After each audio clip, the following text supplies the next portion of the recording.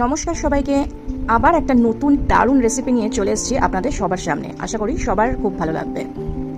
আজ আমি বানাতে চলেছি একদম ঘরোয়া স্টাইলে সুস্বাদু রুই মাছের ডিমের বড়া। বাইরে থেকে মচমচে আর ভেতরে নরম, গরম ভাত আর ডালের সাথে জমে যাবে দারুণ। এখানে আমি উপকরণে নিয়েছি রুই বা কাতলা মাছের ডিম, এটা রুই মাছের ডিম 250 গ্রাম, পেঁয়াজ একটা, কাঁচা লঙ্কা 2-3টে, আপনাদের স্বাদ অনুসারে আপনারা অ্যাড করতে পারেন, পুদিনা পাতা কুচি নিয়েছি 1 টেবিল স্পুন, হিং 1 টেবিল স্পুন, চিনি 1 টেবিল স্পুন, কাঁচা আম একটুখানি গ্রেট করে নিয়েছি 1 টেবিল স্পুন মতো, আদাও গ্রেট করেছি 1 টেবিল স্পুন। এবার হলুদ গুঁড়ো 1 টেবিল স্পুন, জিরে গুঁড়ো 1 টেবিল স্পুন অ্যান্ড লঙ্কা গুঁড়ো 1 টেবিল স্পুন, আর বেসন নিয়েছি হাফ কাপ। প্রথমে মাছের ডিম ভালো করে ধুয়ে জল ঝরিয়ে হলুদ, লঙ্কা, জিরে গুঁড়ো ও নুন দিয়ে মেখে রাখতে হবে 5 মিনিট মতো। এবার একে একে সমস্ত উপকরণ মিশিয়ে ভালো করে মেখে নিতে হবে।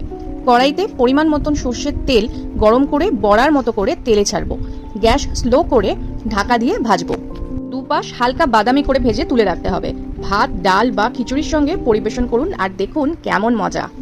ভিডিওটা ভালো লাগলে লাইক, শেয়ার আর সাবস্ক্রাইব করতে একদম ভুলবেন না। দেখা হচ্ছে আবার নতুন একটা রেসিপি নিয়ে নতুন ভিডিওতে। সবাই খুব ভালো থাকবেন। নমস্কার।